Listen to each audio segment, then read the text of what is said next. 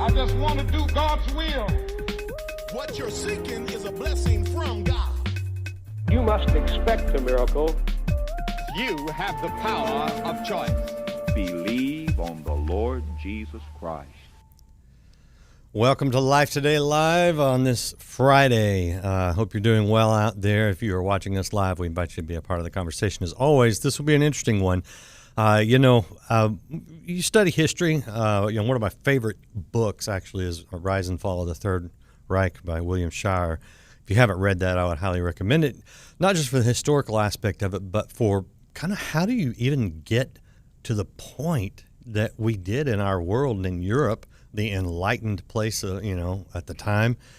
How do you get to the place where you are literally murdering millions of people? Here's the question: could it happen again? We hear the phrase "never again," and though that's a great declaration, there's a new documentary that is out, available. You can go watch it as soon as we're done here, and it is called "Never Again." However, notice the question mark at the end of that statement: "Never again." Could we do this again? God forbid. How do we avoid it? How do we get there? That's what we're going to talk about today. But before I get to my guest, who will tell you how you can get there and how people are getting there today, I want to show you a trailer for the documentary. So take a look at this, and we'll be right back to talk with our guest today, Kasim Hafeez. Watch this. It all begins with words uttered by individuals, repeated by others, and became a philosophy, an ideology.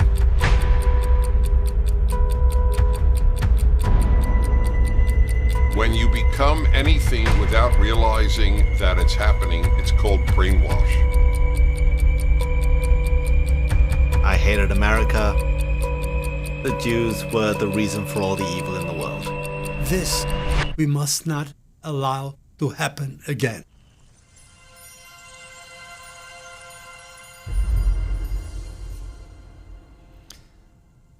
That is the documentary. It was in theaters, as you saw at the end there, but it is available now on multiple platforms, including Salem Now, Amazon Prime, Apple TV, as well as several others. So again, you can go watch this thing immediately. My guest, Kasim Hafeez, you heard his voice in there, and so Kasim, welcome to Life Today Live. I appreciate you being here today. Yeah, thank you. It's really a pleasure to be on. Now, interestingly, that trailer starts with the phrase, "It all begins with words." I'm curious about that. Okay. So Irving, who is featured in the documentary, was a Holocaust survivor who sadly passed away last year. It's something he would frequently say. It starts with words. And there are a lot of sayings and phrases that we hear, and we don't really internalize them. There's this, we look at it from the theoretical perspective. But, the Bible talks about it. The power of words to sway people to do good and even horrifically horrible things is incredibly profound. And Irving would say this: the Holocaust, he survived Auschwitz. The Holocaust didn't just happen. It didn't just spring out of nowhere, that you went from one day everything was fine in Europe and a day later Jews were being herded into gas chambers. It was a process which started with words, which started with demonization, which started with dehumanization. And those words are so powerful that they become a reality for people. And when you have internalized the reality that you see whoever the group is, in this instance, the Jewish people, as less than human, as vermin, essentially, it's a lot easier to make that jump from viewing people like that to exterminating them. You mentioned dehumanization and demonization. Does this still go on today? And I know the answer to this question because you experienced it. 100%. And that's, I was a product of that. And that was a huge part of the reason I was featured in the documentary, because Well, we look at Irving's story, and he survived the worst manifestation of modern anti-Semitism. And there is, like you said at the start of the show, we see it as something in history. This can't possibly happen again. But it can, because that process of dehumanization is happening. And we're not talking about far away in the Middle East or South Asia. We're talking in Europe, in North America. That sort of rhetoric still exists and is hugely influential. Tell us a little bit about your experience with that. So I grew up in England. My family are from Pakistan, observant Muslims, still are.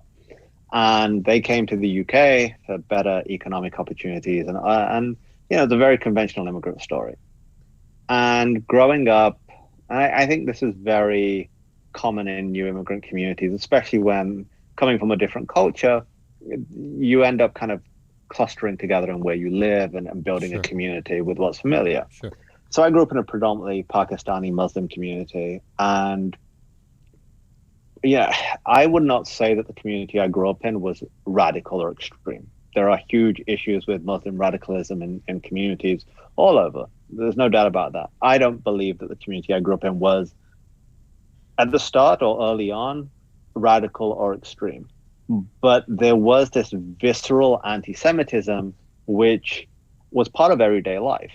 And it's, when I look in retrospect, it's strange because one, we weren't, we didn't know anybody Jewish. We weren't in contact with the Jewish community. So that was one aspect. And the other, which is also strange, not that this would justify it, my family are from Pakistan.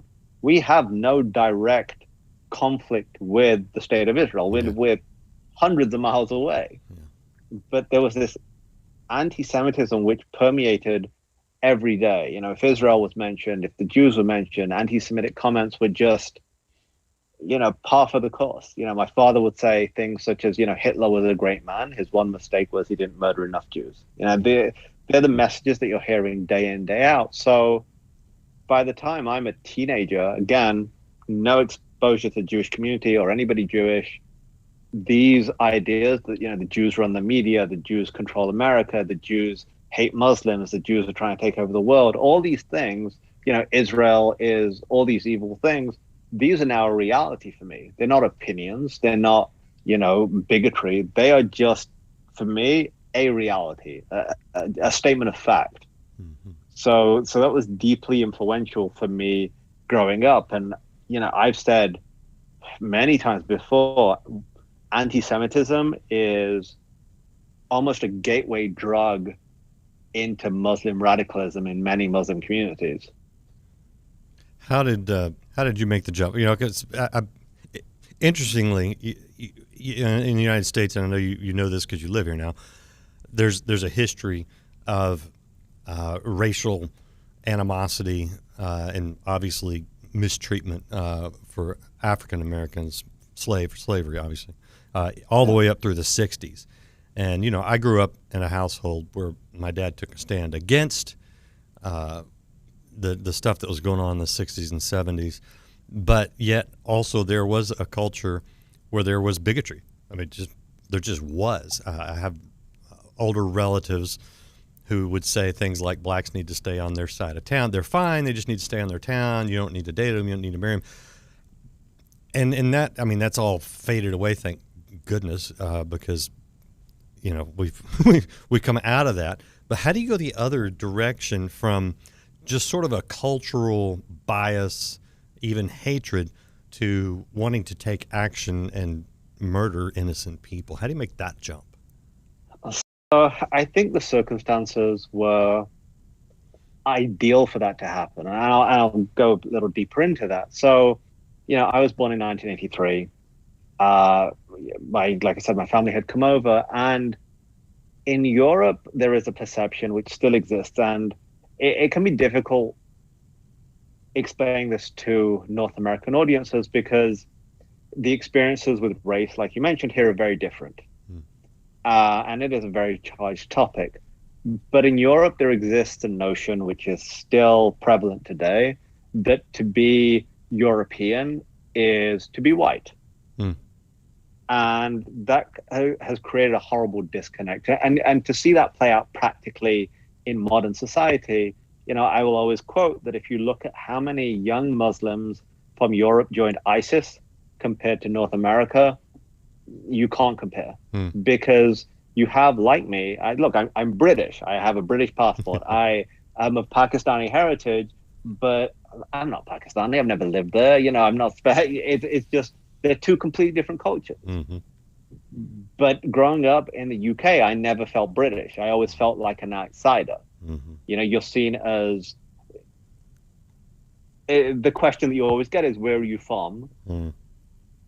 England. No, where are you really from? So when so you have that situation, and as you visit Pakistan with family, and you realize, well, actually, I don't belong here either. Like, I'm not culturally Pakistani. So you had a generation of young, predominantly Pakistani British Muslims who didn't really know where they fit into society. Like, they didn't feel British enough, they didn't feel Pakistani enough, and at that time, you had a number of things happening. You had, the Soviet-Afghan war was kind of coming to an end. And prior to that, I don't think a lot of people, even during that time, had heard the term jihad. And in that context, it was almost seen as a positive. Here, these Muslim fighters had overthrown the mighty Soviet Empire. Sure. And how that narrative played out was that there wasn't the billions of dollars that all these countries were funneling into that, but it was seen from this, almost playing into Muslim history of, fighting against a superior power and winning. And then you had the whole situation with satanic verses and the absolute cultural explosion that caused, because, Muslims felt that Salman Rushdie's book was blasphemous. Yeah. And, countries like Pakistan and Bangladesh, blasphemy is against the law. Like, you can end up on death row for that. And then there's this cultural collision that we're now living in the West, where freedom of speech is guaranteed, whether, however you view that. And he has the right to say that. But still, for Muslims, it was just, there was a point where it's just not tolerated. That sort of, and they never experienced it before. So you saw these massive street protests, and it was the first time that Western societies were viewing the Muslim community outside of the narrative of stereotypes. Because, sadly, stereotypes exist, and Muslim community was seen as, they're very quiet, they care about family, just very like generic stereotypes. And all of a sudden you had the media looking into the situation going, actually, who are these people? Are they against free speech? And then you had, people holding signs calling for Rushdie's death and all these things. So it was just a really tumultuous time. And that kind of schism between where do I belong widened. And then into that whole mess, you have these Muslim youth groups who are coming externally, not from within the community, coming into communities and going, your identity doesn't lie with nation states, it lies with faith. And that's not necessarily a bad thing. Sure. But with these groups, it was politically motivated. They were essentially laying the groundwork to further isolate young British Muslims by going, the West is at war with Islam. You don't belong in this society. This is an infidel society. Your loyalty lies with Islam, and it's this particular brand of Islam that you must follow.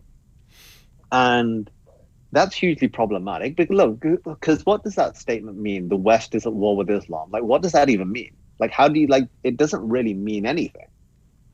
And it created this narrative in my community and many others that we are victims. We're victims of the West.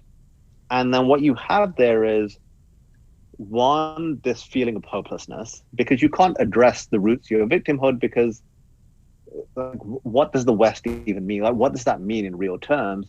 So you're stuck in this perpetual cycle of hopelessness. And the people who give you this narrative of hopelessness then present themselves as the solution. Yeah, right. And that is, the Jews are behind this, the West is behind this, so you've now got to fight them. So you're taking the building blocks of everyday anti-Semitism, everyday anti-Western rhetoric I was hearing at home, and it's now weaponized to people who already have that base, and they're now filled with hopelessness and trying to find purpose, and that purpose is then given in violence. How did that impact you personally? Where did that leave you? So for me, it was a gradual process. Like I was hearing these messages and seeing the same pamphlets and flyers other people were, but it took a minute. But the personal impact to me was it almost connected the dots of it gave me this tunnel vision that this is the only way, that there is no other way. Everything else is hopeless. This is the only way. And it creates this level of anger and hatred, which becomes obsessive.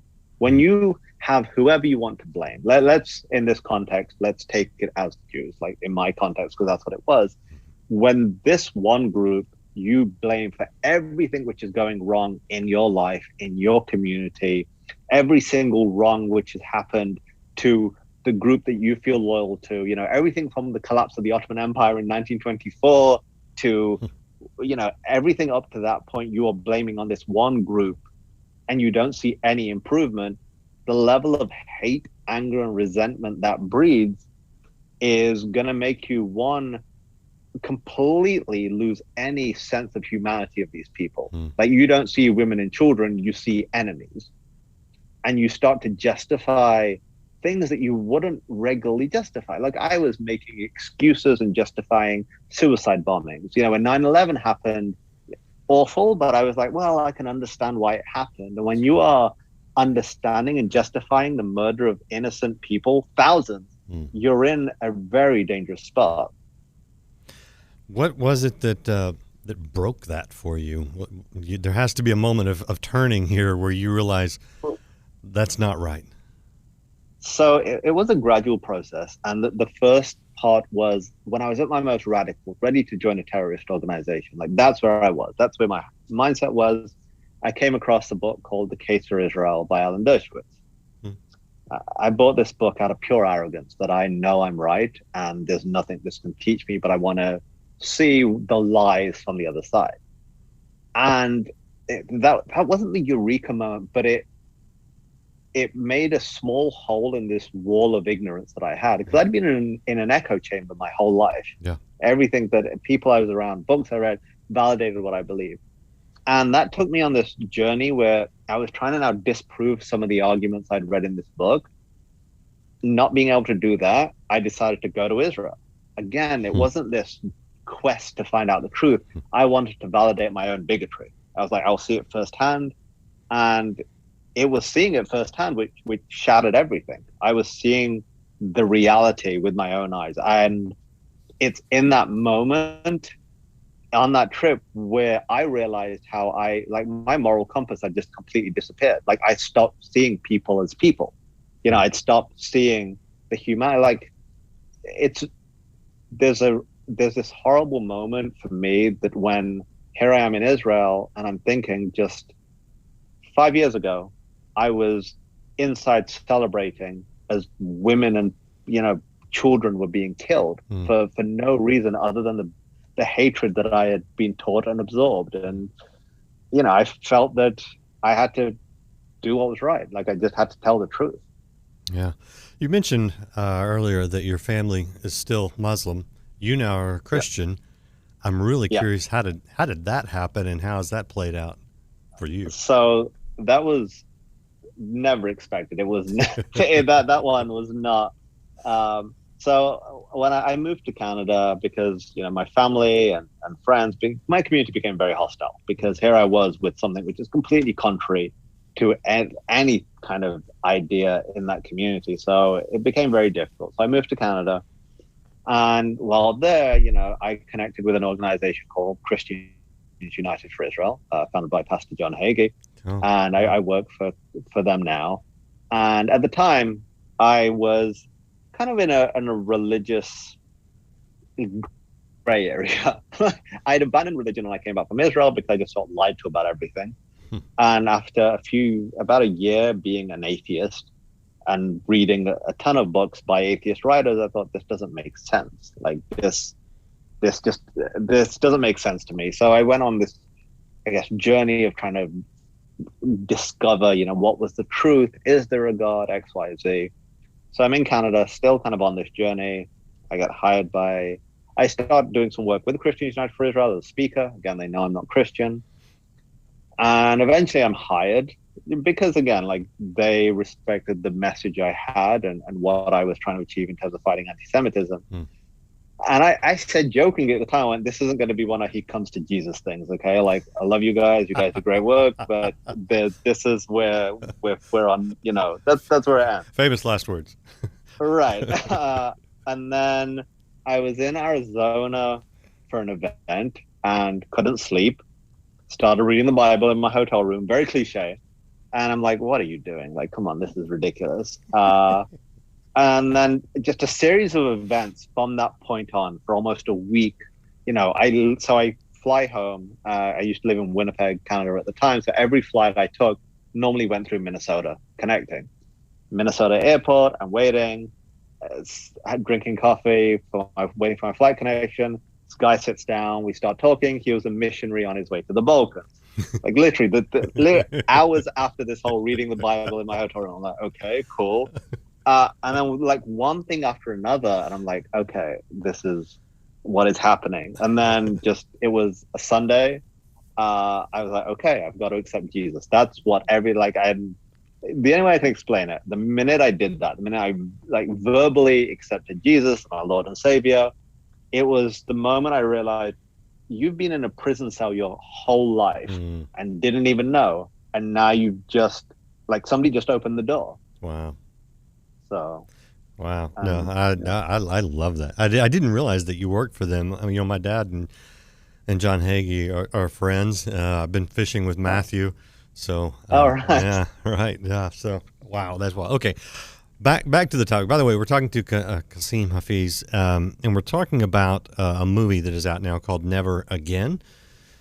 And there's a few elements that I want your opinion on, especially since you've been here in the United States for a while, because I look at Republicans and Democrats in this country, left and right, however you want to phrase it, conservative, liberal, or even leftist, which Dershowitz is kind of in between now because one side's gone really far left.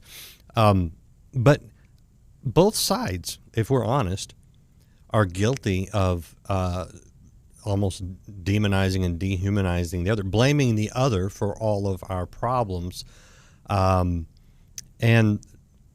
propaganda is a part of that. And so when I hear the opening phrase on that trailer we watched earlier, that it all began with words, it kind of sets me back a little bit. It makes me examine my own words and, the words of those that are on my side politically. Yeah. Do you see any similarities in some of what you're seeing in our country today to some of the dangerous things that you have seen, whether it's in looking back through history or your own experiences with radical Islam? Is there anything close to it? Yes, in short. So my wife is American, and she's always amused at how patriotically American I am, because I love this country. Genuinely, it's and with my accent, it makes it even stranger for her. But we're going to extremes and demonizing the other side. I find that the extremes keep pushing further extreme, and they're pushing the people who aren't as extreme. It's almost like being in a gang. People are being made to choose. It's like you're either with us or against us, and it should be like, we need to be thinking what is best for us as a country, and we're commanded to love thy neighbor. Yeah. And this is where I feel for Christians, and it is challenging, trust me. Like, the people closest to you are sometimes the most difficult to love at times. Sure. But it's where we have to step out and choose. And I think social media, sadly, you see the extremes. You see some of the best of people, and you see the worst. Yeah. And you have to, I think we always need to pause before we type or write something to go, okay, what comes first to me right now? Is it I want to, take a jab at people who think differently to me, or do I want to be an example and actually show what my faith really teaches me? And it's a challenge. I'm not for a second pretending it's easy, but the more we are divided, the more we hate one another, the easier, sadly, it is for us to be manipulated.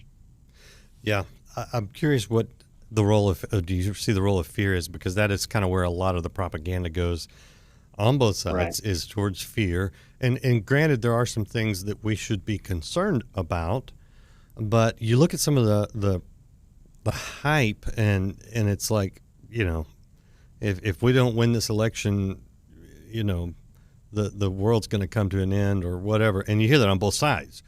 So, and I get, I don't know, I get that there's always been a level of that, especially in U.S. politics. I mean, you see it around the world. We have to win this.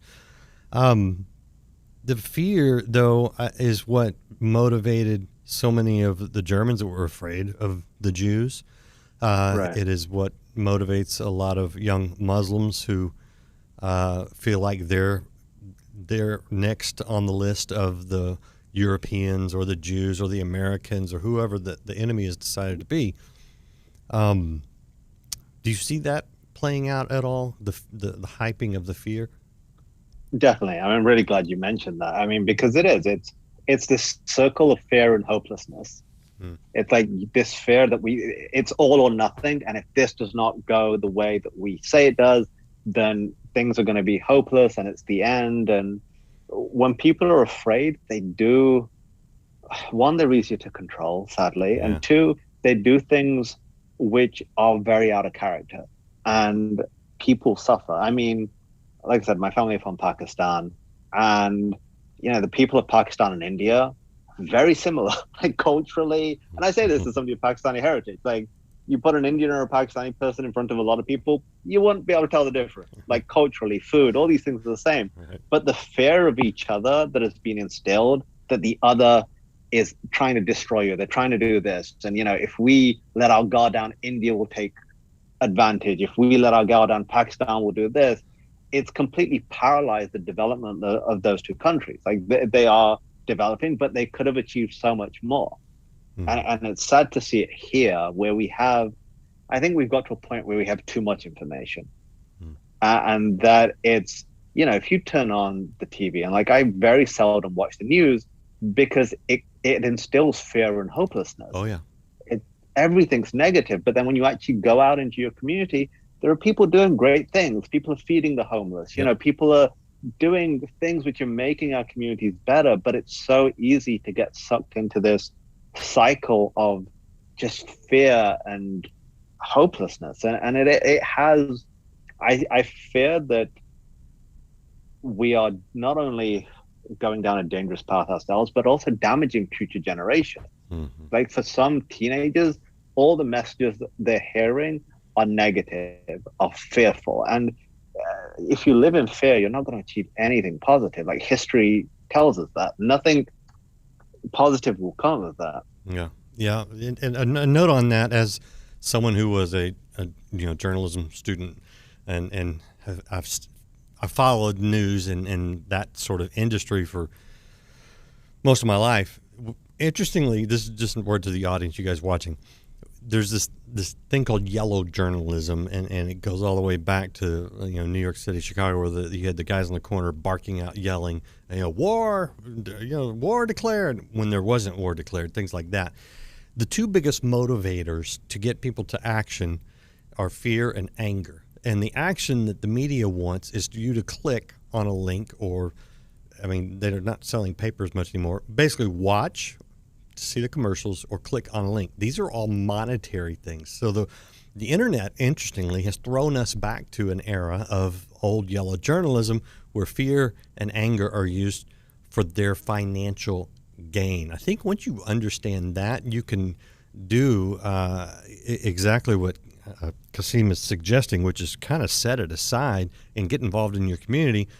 You'll get to know people, and a lot of the stress will go away, and those guys that are trying to make money off of your fear and anger won't succeed. So that's my sidebar. I want to show people this is the website, neveragainthemovie.com. Tell you where you can go watch the film right now. It's fascinating, and not just historically. Obviously, the gentleman who survived Auschwitz and Buchenwald, actually, he was transferred. fascinating. Kasim's contribution and his story in modern times, fascinating. But most of all, the application, some of the things we talk about today that apply to our culture, it'll really wake you up and I think give you a clarity to not get sucked in to the things that have caused so much pain and destruction in our world. Kasim, I want to give you the last word here. I love the fact that you're standing up, that you're telling your story, and that you're a believer now. You're my brother in Christ. You're part of that kingdom of many people that the Bible talks about. So thank you for that. But I'll give you the last word. What do you want people to know before I let you go? I would just say, don't ever think that you cannot. Don't look at the problems that you're told and think that you can't make a difference. We have incredible power as individuals, and look, you don't need to be speaking on a world stage to make a difference. In your home, in your city, in your community, you can make incredible change, and that's really how we go forward and make positive change. Like, calling out bigotry is challenging, and it's really easy to do it to some stranger in the street, but when it's somebody in your own home at the Thanksgiving table, that's where you need bravery and courage, and that's where you can truly make a difference and impact generations. So don't ever think that you can't do incredible things. You weren't given a spirit of fear. So yeah, there you go. I can't say it any better than that. Check out the documentary Never Again. It's at neveragainthemovie.com. And let's stand up for what's right, like Kasim is doing. We can make a difference one person at a time. I'll see you again next week. We've got more great interviews for you. Hope you'll come back. Hit share, hit like, and subscribe. We'll see you again next time on Life Today Live. All we say to America,